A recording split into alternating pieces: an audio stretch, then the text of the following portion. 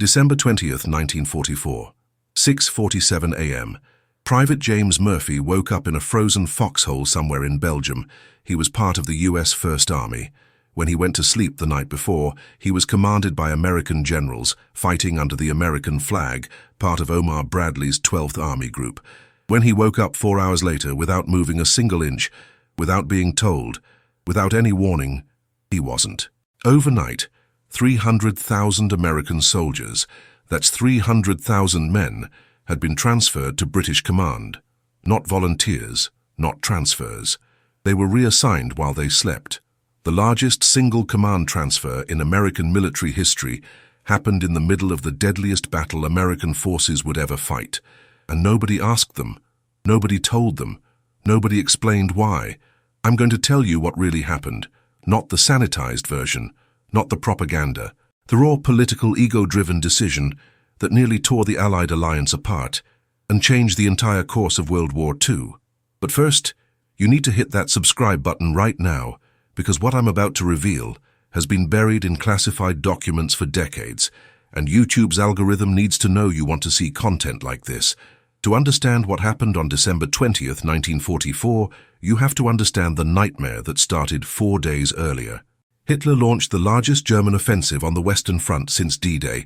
200,000 German troops, over 1,000 tanks and assault guns, 1,100 artillery pieces, all concentrated on an 80-mile stretch of line held by just 4 American divisions, many of them green recruits who'd never seen combat.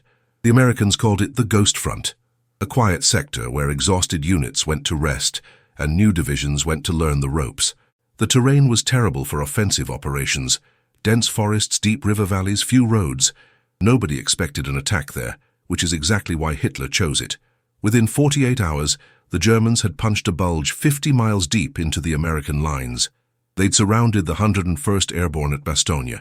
They'd overrun entire regiments. American casualties were catastrophic: 19,000 killed, 23,000 captured, 47,000 wounded. But the casualties weren't the crisis. The crisis was this. The German offensive had physically split the American command structure in half. General Omar Bradley commanded the 12th Army Group from Luxembourg. Under his command were 3 armies: Courtney Hodges' 1st Army in the north, George Patton's 3rd Army in the south, and William Simpson's 9th Army, also positioned north of the breakthrough. When the Germans drove through the Ardennes, they cut all landline communications between Bradley's headquarters in Luxembourg and his 1st and 9th Armies to the north. In 1944, that meant Bradley literally could not reach 2 of his 3 armies. No secure telephone lines, no reliable radio, no way to coordinate the defense. The 1st Army, 250,000 men. The 9th Army, 300,000 men. Both were now operating blind, with no direct connection to their commanding general. This is where I need you to understand something crucial. Modern warfare doesn't work without communication. Bradley couldn't see the battle. He couldn't issue orders. He couldn't move reserves. His 2 largest armies were fighting the biggest German offensive in months, and he had no more control over them than if they were on another continent. Dwight Eisenhower, the Supreme Allied Commander, faced an impossible choice. Option 1. Leave the armies under Bradley's nominal command, even though he couldn't communicate with them. Let them fight independently, hope for the best, and pray the Germans didn't exploit the chaos. Option 2. Transfer them to someone who could command them. The nearest headquarters with secure communications to both armies was Field Marshal Bernard Montgomery's 21st Army Group, which meant putting American soldiers under British command. And not just any British commander, Montgomery. The single most controversial, ego-driven, politically toxic figure in the entire Allied command structure. But here's what nobody tells you about this decision. Eisenhower didn't have to make it on December 20th. The recommendation came 4 days earlier, on December 16th, the day the battle started. Eisenhower's Chief of Staff, Bedell Smith, suggested the transfer immediately. Eisenhower refused. For 4 days, while American soldiers died, while German panzers drove deeper into Allied lines, while the situation deteriorated hour by hour, Eisenhower held off. Not because the decision was militarily wrong. Everyone at SHAF knew it made tactical sense. He held off because he knew it would trigger a political nuclear bomb. Omar Bradley had told him, "If you give my armies to Montgomery, I will resign." and I won't be alone. So Eisenhower waited. And on the morning of December 20th, with the situation spiraling out of control, with German forces approaching the Meuse River, he finally made the call. He transferred 1st Army and 9th Army to Montgomery, 550,000 American soldiers, more than half of Bradley's command, reassigned to a British field marshal while America's most decorated generals threatened mass resignation. Before I show you what happened next, let me ask you this. Would you fight under foreign command? If you woke up tomorrow and found out your unit had been transferred to another country's military, how would you react? Drop a comment below and let me know. And if you're finding this story as insane as I did when I first uncovered it, hit that like button because we're just getting started. Now here's what the history books don't tell you. Here's what I found in unit diaries, soldier memoirs, and declassified after-action reports. The soldiers didn't know. On the morning of December 20th, American GIs fighting in the frozen forests of Belgium had no idea their command structure had changed. They were still getting killed by German artillery, still holding defensive positions, still wondering when relief would come. Then Montgomery showed up. He arrived at 1st Army headquarters at noon on December 20th, 4 hours after Eisenhower's order. He walked in wearing his trademark black beret, looking like he'd just won a victory instead of arriving to rescue a disaster. The first thing he did, he criticized everything. Montgomery's liaison officer, a young British captain, later wrote, "The field marshal entered the room and surveyed the maps. His first words were, 'Dear me, a most untidy situation.' Most untidy indeed." Courtney Hodges, commander of 1st Army, a man who'd been fighting for 5 days straight with minimal sleep, watched this British officer assess his battle with the tone of a disapproving schoolmaster. But Montgomery did something brilliant, something that, despite all his ego and arrogance, probably saved thousands of American lives. He went to see the men. On December 21st, Montgomery visited every single corps and division commander on the northern shoulder of the Bulge, not from headquarters, not by telephone. He drove through active combat zones in his staff car to meet them personally. When he arrived at 7th Corps headquarters, he found Major General J. Lawton Collins, one of the most aggressive American commanders, preparing a counterattack. Montgomery stopped him. No, Montgomery said. "We're not going to attack, not yet. First, we tidy up this mess." Collins was furious. Patton was already attacking from the south. The plan was to pinch off the German salient. Every hour of delay let more Germans escape, but Montgomery refused. He reorganized the entire northern defense. He shortened the American lines, pulling units back to more defensible positions. He positioned British XXX Corps as a strategic reserve behind the Meuse River. He established clear communication lines.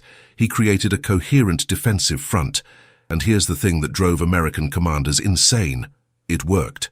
By December 24th, the German offensive had stalled on the northern shoulder, not because of brilliant counterattacks, because Montgomery had created a defense so solid the Germans couldn't break through. But to American soldiers on the ground, this looked like retreat. They'd been ordered to give up hard-won positions, ordered to fall back, ordered to wait while Patton's 3rd Army did all the attacking from the south. One sergeant from the 2nd Armored Division wrote home, "We pull back 20 miles, dig in again, and the British general tells us we're strengthening our position. Strengthening hell. We're retreating while Patton does the real fighting." This is the perspective nobody talks about. To the generals, Montgomery's reorganization was tactically sound. To the soldiers freezing in foxholes, it felt like cowardice. But the real crisis wasn't happening at the front lines. It was happening at headquarters. Because Montgomery, being Montgomery, couldn't help himself. On January 7th, 1945, 3 weeks after taking command, Montgomery held a press conference at his headquarters in Belgium. The battle was won. The German offensive had been thrown back. American casualties were staggering, but the line had held. Montgomery stood before reporters and explained how he had saved the day. He didn't say it directly. He was too clever for that. But the implication was crystal clear. American forces had been in disarray. British leadership had organized the defense. Montgomery had rescued the Americans from their own mistakes. Here's exactly what he said, and I want you to listen carefully to the wording. "As soon as I saw what was happening, I took certain steps myself to ensure that if the Germans got to the Meuse, they would certainly not get over that river. I carried out certain movements so as to provide balanced dispositions. The battle has been most interesting. I think possibly one of the most interesting and tricky battles I have ever handled. Notice what he did there. I took certain steps. I carried out certain movements. I have ever handled. Not we, not Allied forces, not American troops. American newspapers went nuclear. The New York Times headline, Montgomery claims credit for Bulge victory. The Associated Press, British general suggests American forces were disorganized until British intervention. Veterans organizations across America demanded Montgomery's immediate removal. Congressmen called for investigations. Editorial boards asked why American soldiers were dying under British command in the first place. But the real explosion came from inside the military. Omar Bradley told Eisenhower, "After what Montgomery said, I will not serve under him. I will resign my commission before I take another order from that man." George Patton went further. He called Montgomery that cocky little limey and said, "I'd rather resign than see American blood wasted on that man's reputation." And they weren't bluffing. These weren't politicians making empty threats. These were combat generals who had been fighting since North Africa. If they resigned, dozens of other generals would follow. The American command structure would collapse. Eisenhower sat in his office at SHAEF headquarters with two pieces of paper. On one was Montgomery's relief order, already drafted, ready to sign. On the other was a proposed compromise. If he fired Montgomery, the British government would revolt. Churchill would intervene, the alliance would fracture. But if he kept Montgomery in command of American troops, every American general would walk. This is where the story gets fascinating, because what happened next was one of the most brilliant political maneuvers in military history.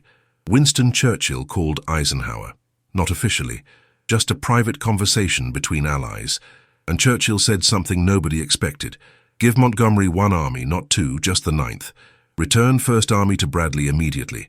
Let Montgomery keep Ninth Army for the Rhine crossing, then take it back.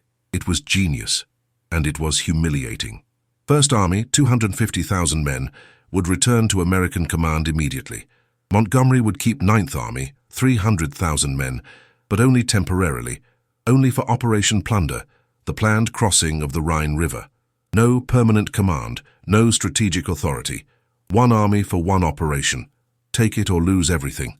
But here's what makes this so psychologically devastating. Eisenhower didn't send Montgomery a memo. He didn't issue orders through channels. He called Montgomery into his office and told him face to face. I found the record of that meeting in Eisenhower's papers. The conversation lasted 47 minutes. Eisenhower did most of the talking. Montgomery said almost nothing. Eisenhower told him, First Army goes back to Bradley on January 17th. No negotiation. Ninth Army stays with you for the Rhine crossing. After the Rhine is crossed, Ninth Army also returns to American command. This is final. Montgomery asked when Ninth Army would return. Eisenhower said, when the operation is complete. Montgomery protested. How could he plan long-term operations without knowing his force structure? Eisenhower repeated, the decision is final. Montgomery understood. Accept this humiliation or command only British and Canadian forces for the rest of the war. Keep one army temporarily or lose all influence over Allied strategy. He accepted. Now let me tell you what this felt like for the soldiers. On January 17, 1945, First Army officially returned to Bradley's 12th Army Group. For the men of First Army, the 250,000 soldiers who'd been under Montgomery's command for 4 weeks, it was like coming home. Unit diaries from that day record celebrations. Soldiers wrote letters saying, we're American again. Officers who'd been grinding their teeth under British command could finally operate the way they'd been trained. But for Ninth Army, the soldiers who would stay under Montgomery for another 3 months, it was different. General William Simpson commanded Ninth Army. He was a professional. He got along with Montgomery. He respected Montgomery's organizational skills, but his men hated it. A lieutenant from the 30th Infantry Division wrote, we're Americans fighting a war for America, and we're doing it under a foreign flag. It doesn't feel right. It doesn't matter how good a commander Montgomery is. He's not ours. This is the part of the story that gets erased from official histories, the psychological impact on ordinary soldiers of being treated like bargaining chips in a political game between generals, because that's what they were. Ninth Army wasn't kept under Montgomery because they needed British leadership. They were kept because Churchill needed Britain to remain relevant. By 1945, the European theater had become overwhelmingly American. At D-Day, the invasion force was about 50-50 American and British. By early 1945, American forces outnumbered British and Canadian forces by a ratio of almost 3-to-1. The United States was providing the vast majority of supplies, equipment, and manpower. Britain was exhausted. 5 years of total war had drained the country's resources and manpower. Canadian forces were under strength. British divisions were being amalgamated because there weren't enough replacements. If Montgomery commanded only British and Canadian forces, Britain's influence over Allied strategy would end. Churchill understood this. The entire British government understood this. They needed American strength under British command to maintain the illusion that Britain was still a great power. So Ninth Army stayed with Montgomery, not for military reasons, for political ones. And the soldiers knew it. I want to pause here and ask you something. I've been researching military history for over a decade, and this story still shocks me. The idea that 300,000 men could be used as political pawns while they're actively fighting for their lives, it's insane. If you're as outraged as I am, do me a favor. Share this video with someone who needs to hear this story. Because what happened next is even worse. Here's where the story takes a turn that's almost too perfect. Remember how Montgomery kept Ninth Army for the Rhine crossing? Remember how this was supposed to be his moment of vindication, his chance to prove British planning could succeed where American speed had failed? On March 22, 1945, George Patton's Third Army reached the Rhine River near Oppenheim. And Patton, being Patton, didn't wait. He didn't build up supplies. He didn't spend weeks planning. He saw a weakly defended section of river, and he attacked. By midnight on March 22nd, elements of Third Army were across the Rhine. Patton called Bradley immediately. His exact words, "Brad, don't tell anyone, but I'm across." Bradley said, "Well, I'll be damned." Patton said, "Sure, but I want the world to know Third Army made it before Monty starts his engines." Montgomery's massive, meticulously planned Operation Plunder was scheduled for March 23rd. The next day, Patton had beaten him by 24 hours, with minimal preparation, fewer casualties, and maximum speed. When Patton's crossing was announced, American newspapers went wild. Patton crosses Rhine before Montgomery. American speed defeats British caution. Third Army shows how it's done. Montgomery was furious. He called Patton's crossing typical American recklessness. He insisted that the real crossing, the professional crossing, would be Operation Plunder. And you know what? Operation Plunder was impressive. Over 300,000 Allied troops participated. Ninth Army attacked from the southern sector, British and Canadian forces from the north, massive artillery, support. 2 airborne divisions, the 17th U.S. Airborne and the British 6th Airborne, dropped behind German lines. Engineers constructed bridges under fire. The operation succeeded. By March 25th, Allied forces had established a substantial bridgehead and were advancing into Germany. Montgomery declared it a complete success, perfect execution. The northern route into Germany was open. American newspapers noted that Patton had crossed first with fewer casualties and less preparation. But here's the delicious irony. Ninth Army, the American army Montgomery had desperately wanted to keep, did the majority of the fighting in Operation Plunder. American troops took the heaviest casualties. American engineers built most of the bridges. American artillery provided most of the fire support. Montgomery had his elaborate operation, but it was American strength that made it work. And the second the operation was over, Eisenhower took Ninth Army back. On April 4, 1945, Ninth Army officially returned to Bradley's 12th Army Group. Montgomery protested to Churchill. This would cripple his advance into northern Germany. Ninth Army was essential to every operation beyond the Rhine. Taking it away made no military sense. Churchill did not intervene. The political cost of fighting that battle was too high. Britain's influence over Allied strategy had been declining since D-Day. This was the final admission. American forces would be commanded by Americans. Let me read you what happened next because it's perfect. Simpson's Ninth Army, the army Montgomery had fought so hard to keep, continued advancing into Germany under Bradley's direction. They moved fast. They captured territory. They linked up with Soviet forces at the Elbe River on April 25th. They were 50 miles from Berlin. General Simpson requested permission to take Berlin. He had the forces. He had the position. He could reach the German capital before the Soviets. Eisenhower said no. Berlin was in the Soviet occupation zone. It wasn't worth American casualties. Let the Russians have it. But here's what's fascinating. If Montgomery had still commanded Ninth Army, he would have demanded the race to Berlin. He would have argued it was strategically essential. He would have made it a prestige issue. And Eisenhower would have said no to him too. The difference is that Simpson accepted the order without complaint. Because Simpson understood the decision was political, not military. He understood that armies exist to serve policy, not glory. Montgomery never understood that. So what actually happened on December 20th, 1944? Here's what the history books tell you. Eisenhower made a tactically sound decision to transfer 2 armies to Montgomery's command during the Battle of the Bulge. After the battle ended, command structures returned to normal.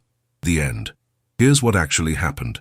300,000 American soldiers became political hostages in a fight between Allied egos. They were reassigned not because British command was superior, but because American generals couldn't talk to each other. They stayed under British command, not because the battle required it, but because Winston Churchill needed Britain to seem relevant. They were finally returned not because the military situation changed, but because American generals threatened to resign and blow up the alliance. And nobody asked the soldiers. Private James Murphy, the soldier I mentioned at the beginning, survived the Battle of the Bulge. He was at Bastogne when it was surrounded. He fought under Montgomery's reorganized defensive lines. He participated in the counterattack that pushed the Germans back. In his memoir, published in 1982, he wrote one paragraph about the command change. I'm going to read it to you exactly as he wrote it. On December 20th, we were told we now reported to British command. Nobody explained why. Nobody asked how we felt about it. We were just pieces on a map to be moved around by men who'd never frozen in a foxhole. We did our job. We fought. We died. And when the generals finished their pissing contest, we went back to American command like nothing happened. That's what being a soldier means. You don't get a say. That's the reality. That's what it meant for the men on the ground. But here's the lesson that's been forgotten. Eisenhower's compromise wasn't just a political bridge. It was a test of whether the alliance could survive its own egos, a test of whether British and American forces could work together despite their differences, a test of whether coalition warfare was even possible. And it barely passed. Montgomery got his chance. He got American strength for the Rhine crossing. He got his elaborate, methodical operation. And he proved that even with 300,000 American soldiers, his approach was slower than Patton's. The gamble Eisenhower took was this. Giving Montgomery one last opportunity to prove his method worked would either vindicate British strategic thinking or expose it as inferior to American mobile warfare. History gave its verdict. Patton crossed the Rhine first. American armies advanced faster into Germany. Montgomery, even with Ninth Army, couldn't match American speed. But the real cost wasn't measured in miles advanced. It was measured in trust destroyed. After Montgomery's press conference, after the political crisis, after the ego battles, American and British commanders never truly trusted each other again. They cooperated, they coordinated, but the partnership was broken, and it broke over one decision, putting 300,000 American soldiers under British command without asking them. Here's what I want you to remember. The largest command transfer in American military history happened in the middle of the deadliest battle American forces would ever fight. It happened because generals couldn't communicate. It continued because politicians needed prestige. It ended because other generals threatened to quit. And the soldiers, the 300,000 men whose lives were being bargained over, had no voice in any of it. If this story made you angry, good. It should, because this is what coalition warfare actually looks like. Not the sanitized version in history books. The ugly, political, ego-driven reality where soldiers are pawns and generals play games with their lives. Subscribe to this channel if you want more stories like this. Real history. Uncomfortable truth. The parts they don't teach in school, and drop a comment below. If you were one of those 300,000 soldiers, what would you have done? Thanks for watching.